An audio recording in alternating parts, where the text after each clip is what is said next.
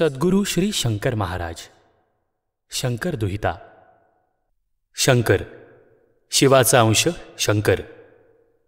नाशिक जिल्ह्यातील सटाणा तालुक्यातील अंतापूर गावात सत्शील सज्जन चिमणाजी आणि त्यांची पत्नी राहत होती. दोघेही मनोभावे नित्यनेमाने शिवपूजन करीत. अनेक वर्ष शिवभक्ती करूनही पोटी मूलबाळ नाही म्हणून दोघेही मनात दुःख करीत. मात्र शिवउपासनेत कधीही खंड पडला नाही. अखेरीस देवाधिदेव महादेव त्यांच्यावर प्रसन्न झाले नि चिमणाजीला स्वप्नात दृष्टांत दिला. मीच तुझा पुत्र म्हणून तुझ्या घरी येईन असे आशीर्वचन मिळाले. दुसऱ्या दिवशी चिमणाजी पत्नीसमवेत जवळच्याच जंगलातील दावलमलिक पीर स्थानावर गेला. दृष्टांतात सांगितल्याप्रमाणे खरोखरच वाघांच्या सानिध्यात एक बालक निवांत खेळत होते. वाघांना न घाबरता चिमणाजीने ते मूल उचलले व आणून पत्नीच्या हातात दिले. त्या तेजस्वी बाळाला छातीशी धरताच तिला पान्हा फुटला आणि बाळ आनंदाने दूध पिऊ लागला. बाळाला घेऊन प्रसन्न मनाने दोघेजण घरी परत आले. चिमणाजीच्या स्वप्नाची चेष्टा करणारी मंडळी आश्चर्यचकित झाली. बघता बघता बातमी साऱ्या अंतापूर गावात पसरली. सारा गाव या बालकाला पाहायला चिमणाजीच्या घरी येऊ लागला आणि त्याचे दिव्य तेजस्वी रूप पाहून आश्चर्य करू लागला. भगवान शंकराच्या कृपाप्रसादाने बाळ मिळाला म्हणून चिमणाजीने त्याचं नाव ठेवलं शंकर. शिवाचा अंश शंकर. आईवडिलांच्या प्रेमळ सहवासात शंकर हळूहळू वाढू लागला. लुटूपुटूचा देव करून सवंगडी जमवून भजन कीर्तन प्रवचन यात रंगू लागला. जवळच्या जंगलात एकांतात ध्यान लावून बसायला त्याला अतिशय आवडे. त्याची ही धार्मिक ओढ सगळ्या गावात कौतुकाचा विषय झाली. शंकरच्या वेगळेपणाची आईवडिलांनाही जाणीव झाली. शंकर 8 वर्षांचा झाल्यावर गुरूंच्या आज्ञेनुसार पुढील प्रवासाला निघाला. सर्वांचा निरोप घेऊन अंतापूरहून साधनेसाठी त्याने हिमालयाकडे जाणारी वाट धरली. अक्कलकोटचे श्री स्वामी समर्थ माझे गुरु आहेत. श्री स्वामी समर्थ मंत्राचा जप करा. माझ्या गुरूंचे जिथे नामस्मरण होते तिथे मी आहे. पायी पायी छोटा शंकर हिमालयाकडे निघाला. अनोळखी प्रदेश अनोळखी लोकांना भेटत गुरूंचे स्मरण करत शंकर पुढे पुढे चालू लागला. वाटेत अनेक ठिकाणं पाहिली. अनेक माणसं भेटली. हिमालय केदारेश्वर प्रयाग अशा अनेक ठिकाणी शंकरने अनेक वर्ष साधना केली. स्वतःला सिद्ध करून आत्मज्ञान प्राप्त करून हा अवलिया लोकांच्या कल्याणासाठी सोलापुरातील शुभराय मठात आला. लोक त्यांना शंकर महाराज म्हणून ओळखू लागले. अष्टावक्र देह, बेताची उंची, सावळा रंग, भेदक मोठे डोळे, गुडघ्यापर्यंत लांब हात, विस्कटलेले केस, कधी वाढलेल्या दाढीमिशा पण चेहऱ्यावर कायम विलक्षण तेज असे महाराजांचे रूप. लहान मुलांप्रमाणे बोबडं बोलणं पण ज्ञानेश्वरीवर प्रवचनाचा मोठा व्यासंग. कधी बालभावात हसणं तर कधी गडगडाटी हास्य. हातात विविध अंगठ्या, वेगवेगळा पोशाख अशी महाराजांची विविध रूपं लोकांनी पाहिली. पण त्यांचे खरे स्वरूप फार थोड्या भक्तांनीच जाणले. अक्कलकोटचे श्री स्वामी समर्थ माझे गुरु आहेत. श्री स्वामी समर्थ मंत्राचा जप करा. माझ्या गुरूंचे जिथे नामस्मरण होते तिथे मी आहे असे ते भक्तांना सांगत. सर्व जातीपातीच्या भक्तांना ते त्यांच्या त्यांच्या धर्माप्रमाणे मार्गदर्शन करत. त्यामुळे हिंदू मुस्लिम ख्रिश्चन असे सर्व धर्मीय त्यांचे भक्त होते. वेगवेगळ्या प्रांतातील वेगवेगळ्या भाषा त्यांना उत्तम येत असत. त्याबद्दल आश्चर्य करणाऱ्यांना महाराज सांगत, भाषेच्या उगमाच्या पलीकडील तत्वाशी जो एकरूप होतो तो माणसाची नाही तर पशुपक्ष्यांची भाषाही जाणतो. मूळ चैतन्याशी एकरूप झालेले असे दिव्य अवलिया शंकर महाराज यांच्या चरित्रकथा आता आपण ऐकूयात. सद्गुरूंवर निष्ठा आणि दृढ विश्वास ठेवून कर्म केल्यास अशक्यही शक्य होते. सोलापूरला दत्त चौकात प्रसिद्ध श्री शुभराय मठ आहे. महंत जनार्दन बुवा तिथे मठाधिपती होते तेव्हाची गोष्ट. एकदा पूजा करत असताना अल्लख पुकारा करत शंकर महाराज दारात आले. जनार्दन बुवांना त्यांच्या ठाई एकमुखी दत्ताचे दर्शन झाले. थोड्या वेळाने भानावर येताच अष्टावक्र रूपातील शंकर महाराज दिसले. महाराजांनी बुवांना गाभाऱ्यात नेले व दोघे गुप्त झाले. महाराजांनी कुरवपूरला नेऊन जनार्दन बुवांना अनुग्रह दिला ने थोड्या वेळात पुन्हा शुभाराय मठात आणले. श्री शुभाराय मठ, जक्कलमळा ही महाराजांची सोलापुरातील आवडती ठिकाणं. अनेकदा महाराज इथे येत राहत. भजन, कीर्तन, प्रवचने यात रंगत. महाराजांच्या लीला अनुभवताना भक्तांना परमानंद होई. असेच सर्वांना घेऊन एकदा महाराज तुळजापूरला निघाले. जनार्दन बुवांना महाराजांनी तिकीट काढ म्हणून फरमावले. पैसे नव्हते तरी जनार्दन बुवांनी खिशात हात घालून 2 रुपये काढले व तिकीट घेतले. परत आलेले 8 आणे खिशात घालताच पुन्हा 2 रुपये मिळाले. अशी जवळजवळ 40 तिकिटे घेतली. कंडक्टरही हे पाहून आश्चर्यचकित झाला. सद्गुरूंवर निष्ठा आणि दृढ विश्वास ठेवून कर्म केल्यास अशक्यही शक्य होते, हेच जनार्दन बुवांच्या कृतीतून आपल्याला लक्षात येते. शंकर महाराजांच्या भक्तमंडळींमध्ये ते जनुकाका म्हणून ओळखले जात. जनुकाकांनी तन मन धनाने महाराजांची सेवा केली. ते महाराजांचे पट्टशिष्य होते. जनार्दन बुवांना शिष्य उपदेश देण्याचा अधिकार महाराजांनी दिला.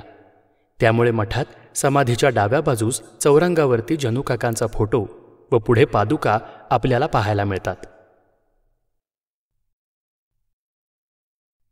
सद्गुरूंवर दृढ श्रद्धा नसेल तर वरवर नुसती भक्ती करून काही उपयोग नाही. शंकर महाराजांच्या जन्माच्या वेगवेगळ्या कथा लोक सांगतात, पण म्हणतात ना, नदीचे मूळ आणि संतांचे कुळ शोधू नये. संतांना जातीपातीच्या बंधनात बांधू नये. संतांचे कार्य अखिल मानवजातीच्या कल्याणासाठी असते. त्यांचा उपदेश समजून घ्यावा, तो पूर्णपणे आचरणात आणावा आणि आत्मोद्धार करावा. शंकर महाराज सिद्धयोगी अवलिया होते. वेगवेगळ्या वेशात, वेगवेगळ्या रूपात त्यांचे सर्वत्र भ्रमण चाले. एकाच वेळी वेगवेगळ्या ठिकाणी ते अनेक भक्तांना भेटत. सुपड्या बाबा, खिचडी बाबा, गौरीशंकर, कुंवरस्वामी, सेंट जॉन साहेब अशा वेगवेगळ्या नावाने ते वेगवेगळ्या प्रांतात ओळखले जात. पुणे, मुंबई, नाशिक, नगर, सोलापूर, वाशिम, मढी, अकलूज, नरसोबावाडी, औदुंबर, गाणगापूर, गिरनार असे सतत ते फिरत असत. एकदा महाराज त्र्यंबकेश्वरला रामभाऊ अकोलकरांकडे असताना एक ब्राह्मण त्यांच्या दर्शनाला आला व प्रसाद मागू लागला. मी दिलेला प्रसाद तू खाणार नाहीस असे महाराज त्याला म्हणाले, पण तो प्रसादासाठी हट्टच धरून बसला. शेवटी महाराजांनी एक कागदाची पुडी त्याला दिली. ब्राह्मण घरी गेला. थोड्या वेळाने रामभाऊंनी त्याला स्नानासाठी नदीकडे जाताना पाहिलं व अवेळी स्नानाचे कारण विचारले. रागाने तो म्हणाला, तुमच्या त्या महाराजांनी प्रसाद म्हणून कोंबडीची 4 अंडी दिली. ती उकिरड्यावर फेकली आणि शुद्धीसाठी स्नानाला निघालो. ते वेडगळ ध्यान बघून प्रसाद घेतानाच मला शंका आली होती.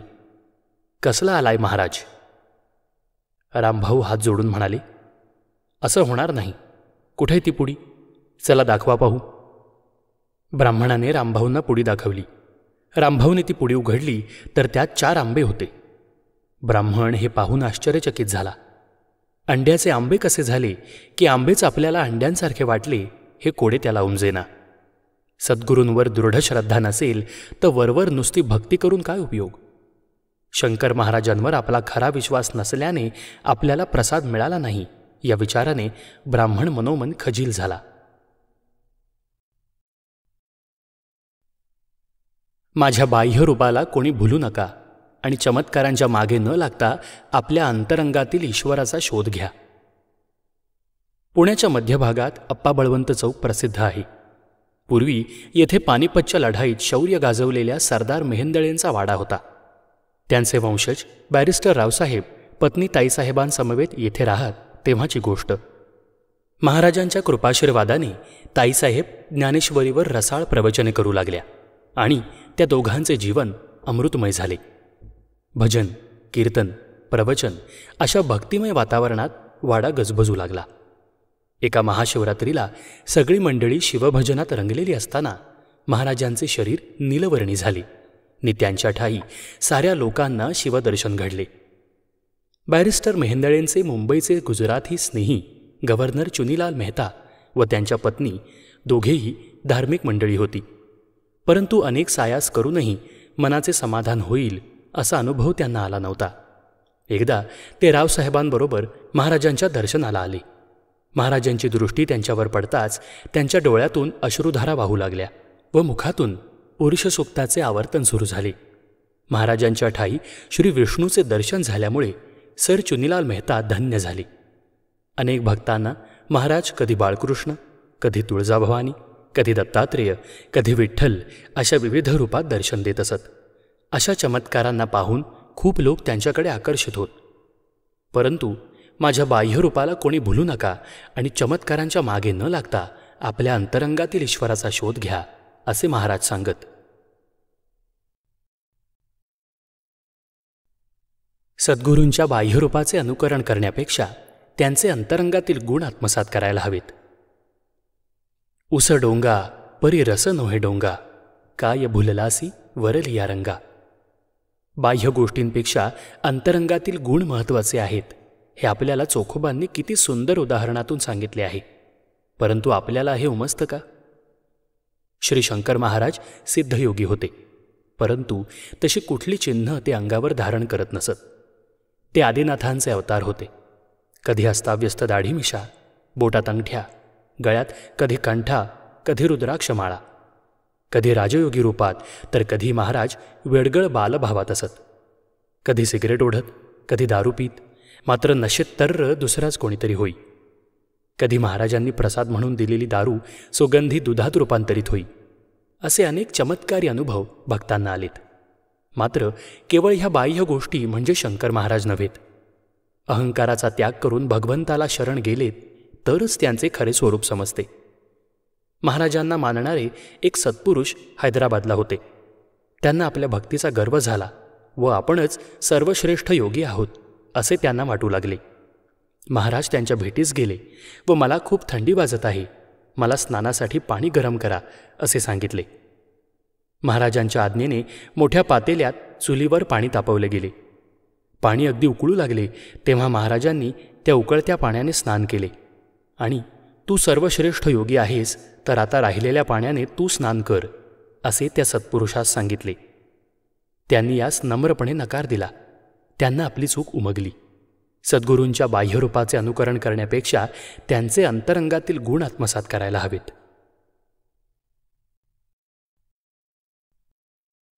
सिद्धी, मंत्रतंत्र यांच्या मागे न लागता स्वतःच स्वतःचे गुरु बना आणि आपल्या आतमध्ये ईश्वराचा शोध घ्या. जी के प्रधान हे उच्च विद्याविभूषित व बुद्धिवादी गृहस्थ होते. अंधश्रद्धा, बुवाबाजी, भोंदूगिरी, कर्मकांड यांबद्दल त्यांना मनापासून तिटकारा होता. महाराजांचे बाह्यरूप पाहून प्रथम दर्शनी त्यांनी महाराजांची हेटाळणी केली. परंतु प्रधानांच्या मनातील हेतू जाणून महाराजांनी त्यांना निर्विकल्प समाधीचा अनुभव दिला. अंतरीची खूण पटली आणि प्रधान महाराजांचे शिष्य बनले. कौरव पांडव युद्ध चालू असताना भगवान श्रीकृष्णाने अर्जुनाला गीता कशी सांगितली असेल असा प्रश्न एकदा प्रधानांनी महाराजांना विचारला. महाराजांनी प्रधानांना डोळे मिटून बसण्यास सांगितले आणि त्यांच्या अंतःचक्षूंना ती घटना दाखविली. प्रधानांनी प्रत्यक्ष श्रीकृष्णाच्या तोंडून गीता ऐकली.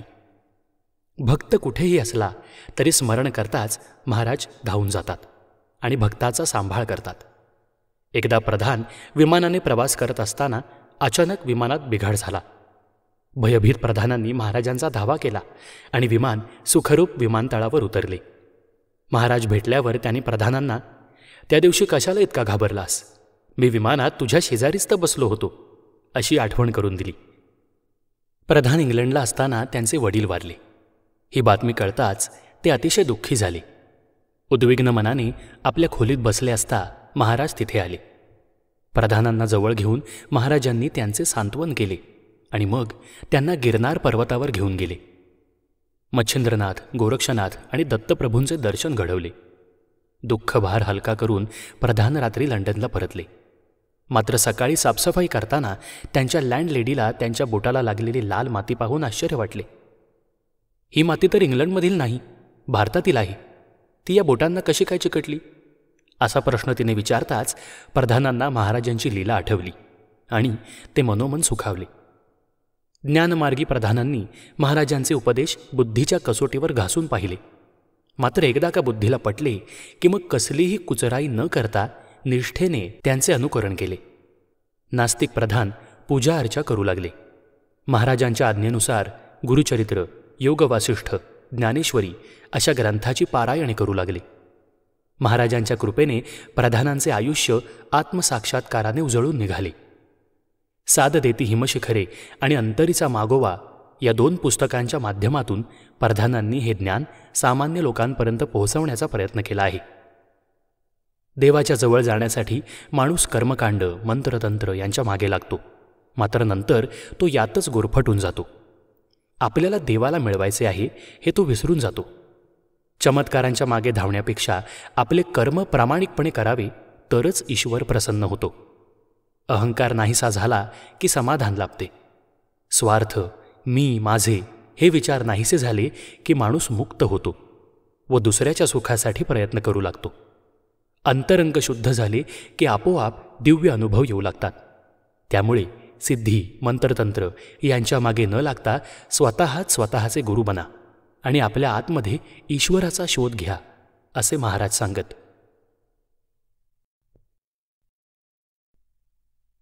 मुक्या प्राण्यांना आपण डिवचलं तर ते आपल्याला त्रास देतात. प्रेमाची भाषा सर्वांना आपलेसे करते, त्यामुळे कोणालाही त्रास देऊ नये. एकदा महाराज काही भक्तांसोबत बोलत बसले असता जवळच प्रचंड गोंधळ ऐकू आला. एका मोठ्या नागाला मारण्याचा लोक प्रयत्न करीत होते. रागाने बेभान झालेला नाग जोरजोरात फुटकारत होता. महाराज तिथे जाताच नागाने महाराजांच्या पायाला विळखा घातला.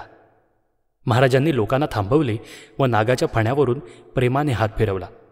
त्याला उचलून हातात घेतले व कोणालाही इजा न करता दूर जाण्यास सांगितले. महाराजांची आज्ञा समजल्याप्रमाणे नागराज शांत होऊन दूर झाडीत निघून गेला.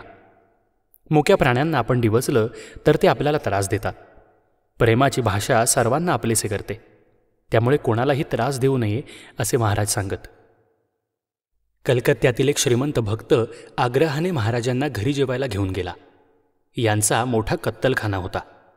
भोजनाची सिद्धता करून पती-पत्नी महाराज बसलेल्या खोलीत आले तर महाराजांच्या शरीराचे तुकडे होऊन खोलीभर पसरलेले, हात एकीकडे, पाय एकीकडे. घाबरून दोघांनी महाराजांची प्रार्थना केली व आपले असे रूप पुन्हा दाखवू नका, असं विनवले. महाराज मूळ रूपात आले. तुझ्या कत्तलखान्यात रोज शेकडो जनावरांची अशीच हिंसा चालते, हे पाप थांबव, असे त्याला खडसावले. महाराजांची आज्ञा मानून त्याने आपला व्यवसाय बदलला व उत्तम प्रगती केली. काशीतील एक सावकारही महाराजांचा परमभक्त होता. एकदा तो दर्शनास आला असता तुझ्या मुलीचा माझ्याशी विवाह कर, अशी महाराजांनी आज्ञा केली. लोक त्याला नाव ठेवू लागले.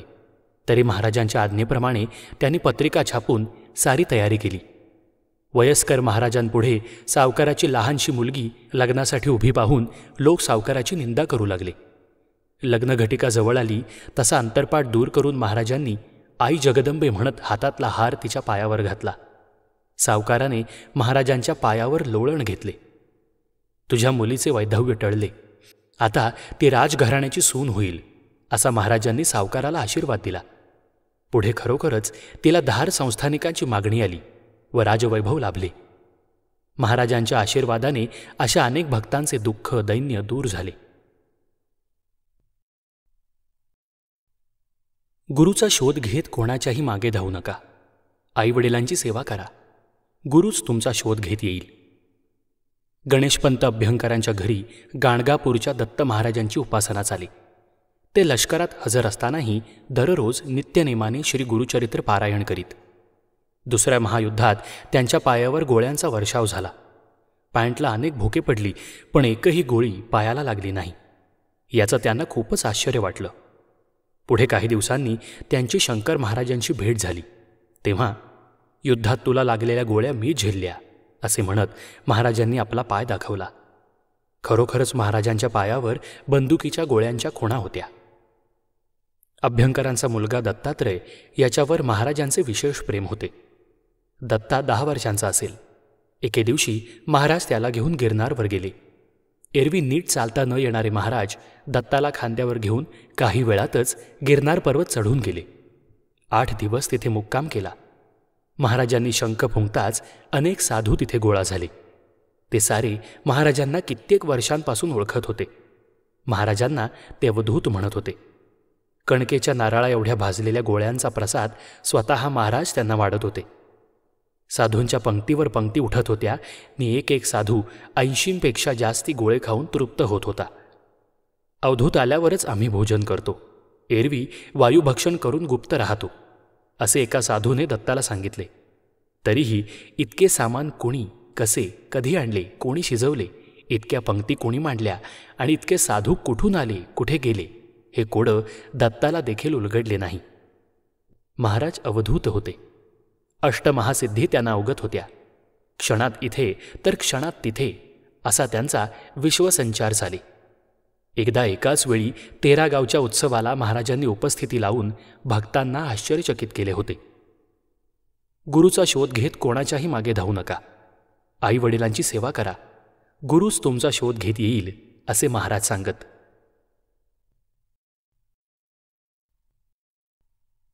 जातीभेद, उच्च नीच, गरीब श्रीमंत असा भेदभाव न करता पंक्ती प्रपंच देखील करू नये.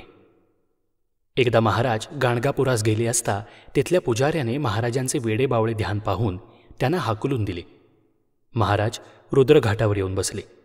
तेव्हा गाभाऱ्यात निर्गुण पादुकांवर होणारी पूजा महाराजांच्या मस्तकावर येऊन पडू लागली. थोड्या वेळाने पुजाऱ्यांच्या ही गोष्ट लक्षात आली व ते महाराजांना शरण आले. माफी मागून महाराजांना मंदिरात घेऊन गेले. एकदा काशीतील ब्राह्मण महाराजांना वेदांचे ज्ञान नाही म्हणून हिणवू लागले. तेव्हा जवळच सागरगोटे खेळणाऱ्या मुलीला महाराजांनी बोलावले व यांना वेदांचे ज्ञान दे असे सांगितले. ती लहानशी मुलगी सरस्वतीप्रमाणे वेदज्ञान देऊ लागली. महाराजांचे सामर्थ्य पाहून ब्राह्मणांनी तोंडात बोटं घातली. येल्लूबाई माने जत घराण्यातील प्रसिद्ध गायिका होत्या. तरुण मुलाच्या अकाली निधनामुळे त्यांचा जीवनरस संपून गेला. महाराजांच्या कृपेने त्या पुन्हा भजनात रमू लागल्या. अशाच एके दिवशी त्या भजनात तल्लीन झाल्या असता त्यांना महाराजांच्या जागी बाळकृष्णाचे रूप दिसू लागले. मन शांत झाले. त्यांची अस्वस्थता नाहीशी झाली. शंकर महाराजांचे सर्व धर्मीय शिष्य भक्त होते. सोलापूरच्या पारशी लोकांना त्यांनी पार्थिव पूजा दिली होती. खानसाहेब, बियाबानी साहेबांसारख्या अनेक मुस्लिम भक्तांना कुराणातील अनेक आयतींचा अर्थ सखोल समजावला होता. गोऱ्यासाहेबावर कृपा केली होती. ते जातीभेद, उच्च नीच, गरीब श्रीमंत असा भेदभाव करत नसत. पंक्ती प्रपंच त्यांना आवडत नसे. जितके आनंदात सरदार मिरीकर किंवा सरदार मेहेंदळे यांच्या वाड्यात वावरत, तितक्याच आनंदाने बाबूराव रुद्र, ढेकणे मामा यांच्या चंद्रमौळी घरातही ते येत. सद्गुरूंवर दृढ विश्वास असेल तरच सद्गुरू कल्याण करू शकतात. झोपडी असो वा महाल, शंकर महाराज कसलाही भेदभाव करीत नसत. अंतःकरण शुद्ध असणाऱ्या भक्ताच्या घरी ते सहजपणे वावरत. बाबूराव रुद्र नावाचे महाराजांचे भक्त पुण्यातील कसबा पेठेत राहत होते. घरची गरिबी, त्यामुळे परिस्थिती जेमतेम होती. एकदा महाराज रुद्रांच्या घरी बसले असता रावसाहेब मेहेंदळेंबरोबर एक विद्वान गृहस्थ महाराजांना भेटायला आले. त्यांनी अनेक ग्रंथ वाचले होते, पुष्कळ अभ्यास केला होता, परंतु अध्यात्माची प्रत्यक्ष अनुभूती देणाऱ्याच्या ते शोधात होते. ते आले असताना महाराजांनी एका छोट्याशा पातेल्यात चहा बनवला होता. ते 2 कपाचे पातेले होते आणि 10-12 माणसं जमली होती. बाबूरावांना कप बशा आणायला सांगून महाराजांनी स्वतः कपात चहा ओतला. सर्वांनी चहा पिऊन देखील पातेल्यात चहा शिल्लकच होता. तरीही त्या विद्वानांना काहीच बोध झाला नाही. तेव्हा महाराज त्यांना म्हणाले, नुसत्या पोथ्या ग्रंथ वाचून शब्दांचे फक्त अर्थ कळतात, बोध मात्र होत नाही. सदाचाराने वागून अहंकार सोडला तरच हे तत्त्व जाणता येतील. परमेश्वर आहे हे वाचणं सांगणं सोपं आहे, पण तो आहे असं आपल्या वागण्यातून जोपर्यंत प्रकट होत नाही तोवर आपल्याला त्याची अनुभूती मिळणार नाही. अशाच एका अहंकारी भक्ताने महाराजांना गर्वाने चायना सिल्कचा शर्ट दिला. महाराजांनी त्याच्या हाताने शर्ट घालायला सांगितले. महाराजांचे हात वाकडे असल्याने महाराजांना शर्ट घालताना त्याची पुरती दमछाक झाली. मग महाराजांनी पान मागवले व पान खाताना मुखरच गळल्याने सगळा शर्ट खराब झाला. म्हणून शर्ट अंगातून काढताना तो क्षणार्धात फाटून गेला. हे पाहून श्रीमंताचा गर्व उतरला. भक्ताचे चित्त शुद्ध करण्यासाठी महाराज अशा लीला करत. श्री शंकर महाराज आदिनाथ स्वरूप असल्याने नाथ संप्रदायाशी संबंधित सत्पुरुषांच्या भेटीस भक्तांना नेत. एकदा महाराज काही भक्तांना मढी क्षेत्री घेऊन गेले व अल्लख पुकारा करून तेथील अनेक वर्षे विझलेली धुनी आपोआप पेटवली. एकदा नाशिकला गेले असता भक्तमंडळींचा गहिनीनाथांच्या दर्शनास जाण्याचा विचार झाला, परंतु महाराजांनी सर्वांना थांबवले व आज रात्री साक्षात गहिनीनाथांनाच इथे बोलावतो असे म्हणाले. रात्री 12:30 वाजता अल्लख अशी प्रचंड आरोळी ऐकू आली. आवाजाने घाबरून मंडळी तोंडावर पांघरून घेऊन बसली. महाराज आतल्या खोलीत गेले. त्यांच्या पाठोपाठ एक भली मोठी तेजस्वी व्यक्ती आत गेली. पहाटेपर्यंत लोक भीतीने गांगरून गेले होते. सकाळी महाराज हसत म्हणाले, गहिनीनाथ प्रत्यक्ष येऊन दर्शन घेतलं नाहीत तर समाधीच्या जागी जाऊन तुम्ही काय करणार? सद्गुरूंवर दृढ विश्वास असेल तरच सद्गुरू कल्याण करू शकतात. महाराज नगरहून पाथर्डीस चालले असता वाटेत वृद्धेश्वरला थांबले. अल्लख गर्जना करून महाराजांनी एका ठिकाणी जमिनीवर हात ठेवला. त्या जागी जमिनीत महादेवाची पिंड होती. महाराजांनी ती बाहेर काढून पूजा केली. आज या ठिकाणी मोठे मंदिर उभारले आहे. नाथपंथाचे आद्य शक्तिपीठ म्हणून श्री क्षेत्र वृद्धेश्वर प्रसिद्ध आहे.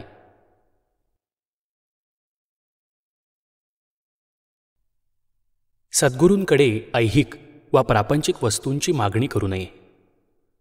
डॉक्टर नागेश रामचंद्र धनेश्वर हे शंकर महाराजांच्या आवडत्या शिष्यांपैकी एक सिद्धयोगी व्यक्तिमत्व. सिद्धकुळाचा वारसा लाभलेल्या नागेशला लहानपणी नगरला शाळेत असताना महाराज फकीरबाबाच्या रूपात भेटले होते. ते व त्यांचा एक मित्र गावाजवळच्या ओढ्याकाठी फिरायला जात. ओढ्याकाठच्या औदुंबराच्या ओट्यावर बसून हरिपाठ व विष्णू सहस्त्रनाम पठण करीत. दोघा मुलांचा हा नेम अनेक दिवस चालला होता.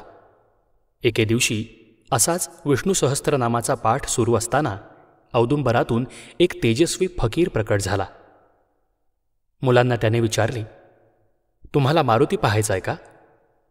मुले होय म्हणाली. फकीर बाबाने या महाराज असे म्हणताच एक महाकाय वानर उड्या मारत झाडावरून खाली आला. फकीराने मुलांना मारुतीला नमस्कार करायला सांगितले आणि बघता बघता वानर झाडावर जाऊन दिसेनासा झाला. या विलक्षण अनुभवाने मुलं भारावली. पुढे महिनाभर रोज विष्णू सहस्त्रनामाचा पाठ पूर्ण होताच फकीर बाबा भेटत होते. फकीराने मुलांना अनेक गोष्टी सांगितल्या, विविध विद्या शिकवल्या. अनेकदा मारुतीरायाचे दर्शन घडविले. मुलांशी त्यांची चांगलीच गट्टी जमली. एक दिवस फकीर बाबाने नागेशला, तुला आज मी रामकाठी देतो असे म्हणून एक अलौकिक दिव्य शक्ती दिली आणि फकीर बाबाचे भेटणे बंद झाले. पुन्हा कधी ते भेटले नाहीत. यथावकाश नागेश मोठा होऊन डॉक्टर अप्पासाहेब धनेश्वर नावाने ओळखला जाऊ लागला. वैद्यकीय अभ्यास करतानाही आपल्याजवळ असणाऱ्या अलौकिक योगविद्येची जाणीव त्यांना होती. नगरला जाताना दौंड स्टेशनवर त्यांची महाराजांशी भेट झाली. स्टेशन मास्तरांच्या घरी अष्टावक्र महाराज वेडाबावळा वेश घेऊन लोडाला टेकून बसले होते. अप्पा सामोरे येताच महाराज हसून मास्तरांना म्हणाले, आम्ही याला खूप आधीपासून ओळखतो. मग अप्पांना म्हणाले, काय रे, रामकाठी विसरलास वाटतं. अप्पांना अंतरीची खूण पटली. नगरला महाराज अनेकदा अप्पांच्या घरी मुक्काम करीत. हळूहळू अप्पा महाराजांच्या चरणी दृढ झाले. महाराजांनी अप्पांना दवाखाना थाटून दिला व धनसंचय न करता सेवाभावाने रुग्णसेवा करण्याची आज्ञा केली. अप्पांनी ते व्रत आयुष्यभर जोपासले. महाराजांनी त्यांच्याकडूनच ज्ञानेश्वरीचा सखोल अभ्यास करून घेतला. एकेका ओवीचे अनेक अर्थ अप्पांना स्वतः समजावून सांगितले. अनेक विद्या शिकवल्या. अप्पांनी देखील अत्यंत अभ्यासपूर्वक सारे ज्ञान महाराजांकडून मिळविले. अप्पांनी कधीच ऐहिक वा प्रापंचिक वस्तूंची मागणी महाराजांकडे केली नाही. अनेक दुःख कष्ट सोसले, परंतु महाराजांची आज्ञा निष्ठेने तंतोतंत पाळली. महाराजांच्या कठोर परीक्षांमध्ये अप्पा खरे उतरले. महाराजांच्या कृपेने अनेक अलौकिक अनुभव अप्पांना आले. ते महाराजांना खूप प्रिय झाले. महाराजांच्या मनात 1930 समाधीचा विचार आला. समाधीसाठी असा दुर्मिळ ब्रह्मयोग यायला पुन्हा 17 वर्ष लागणार होती. पण अप्पांनी महाराजांना अडवलं. अप्पांसाठी महाराजांनी समाधीचा बेत पुढे ढकलला.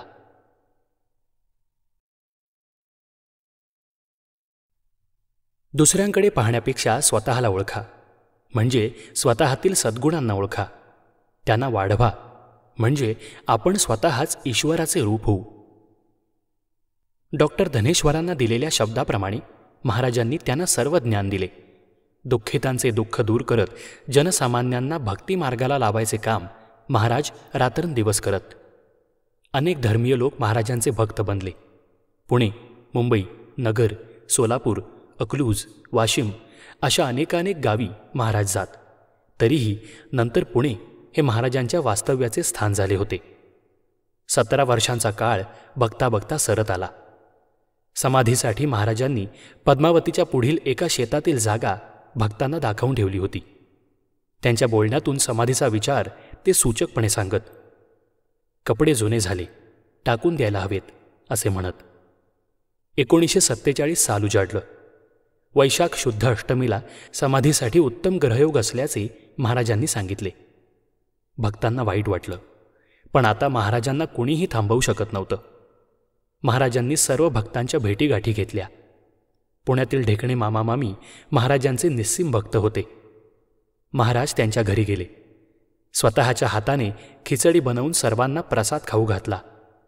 त्यानंतर 12-13 दिवस महाराज एकांतात होते. अनेक भक्त रोज भेटायला येत, दुरून दर्शन घेत. वैशाख शुद्ध सप्तमीला महाराजांनी मौन सोडलं. चहा प्यायला. स्नान करून महाराज छोट्या गादीवर बसले व दार बंद करायला सांगितले. ढेकणे मामा मामी दाराबाहेर बसून राहिले. अष्टमीच्या दिवशी पहाटे महाराजांनी देह ठेवला. गावोगावी भक्तांना बातमी कळताच सारी मंडळी दुःखसागरात बुडून गेली. टाळ मृदुंगाच्या गजरात महाराजांचा देह समाधीस्थानी आणण्यात आला. शोकाकुल भक्तांना 3 मिनिटापर्यंत महाराजांच्या ठाई मारुतीरायाचं दर्शन झाले. महाराज समाधीस्थ झाले तरी भक्तांच्यासाठी सदैव चिरंजीव आहेत याचा दिलासा भक्तांना मिळाला. महाराजांनी दाखवलेल्या जागी महाराजांचा देह ठेवला गेला. पुणे सातारा रस्त्यावर धनकवडी येथे आज श्री शंकर महाराजांची भव्य दिव्य समाधी आपल्याला पाहायला मिळते. समाधीच्या पायाजवळ पादुका व डोक्याजवळ महाराजांची सुबक संगमरवरी मूर्ती असून समोरच मारुतीचे मंदिर आहे. महाराजांवर श्रद्धा असणाऱ्या निष्ठावंत भक्तांना आजही महाराजांचे अनुभव येतात. देवाचा शोध जगात बाहेर कुठेही घेऊ नका. ईश्वर आपल्या हात आहे, त्याचा शोध घ्या असे महाराज सांगत. दुसऱ्यांकडे पाहण्यापेक्षा स्वतःला ओळखा, म्हणजे स्वतःतील सद्गुणांना ओळखा. त्यांना वाढवा, म्हणजे आपण स्वतःच ईश्वराचे रूप होऊ, अशी शिकवण महाराजांनी दिली. चला तर मग आपणही आपल्यातील परमेश्वराचा शोध घेऊयात. अर्थात वाईट गुणांचा त्याग करून आपले सद्गुण जोपासूयात, वाढवूयात, महाराजांचे लाडके बनूयात. जय शंकर. अभिवाचक अमित जोशी. प्रकाशक चेतक बुक्स, पुणे.